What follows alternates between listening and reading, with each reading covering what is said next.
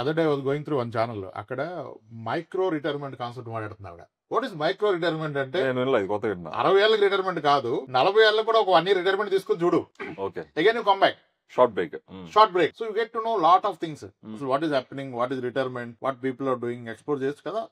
మరి నిజంగా నేను అన్నట్టుగా ఎవరైనా ప్లాన్డ్ గా, అంటే బాధ్యతలు ఉంటే ఖర్చులు ఉంటే ఉండట్లేదు, ఎంతో కొంత ఎవ్రీ మంత్ ఒక ఫ్యూచర్ మంత్ ని పక్కన పెట్టుకున్నట్లయితే ఒక 15 ఏళ్ల కెరియర్ తర్వాత, 16 ఏళ్ల కెరియర్ తర్వాత నీ దగ్గర అట్లీస్ట్ ఒక 10 years ఉంటుంది పాకెట్ లో. అప్పుడు ఒక 1 year రెస్ట్ తీసుకుంటే నీకు టెన్షన్ ఏంటి?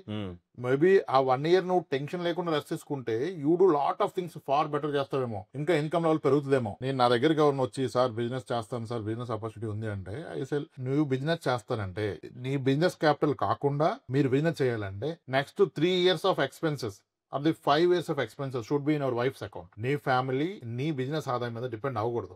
అప్పుడు నీకు ఈ స్ట్రెస్ అవుతా నువ్వు బెటర్ గా చేస్తావు. నెక్స్ట్ లెవెల్ ఎంత రిస్క్ అని తీసుకోవచ్చు, చేయగలుగుతావు. దీని క్యాపిటల్ సపరేట్, వాళ్ళ survival for the next 5 years. Business 6 months లో అవ్వదు, 1 year అవ్వదు, 2 years అవ్వదు, పడుతుంది టైం.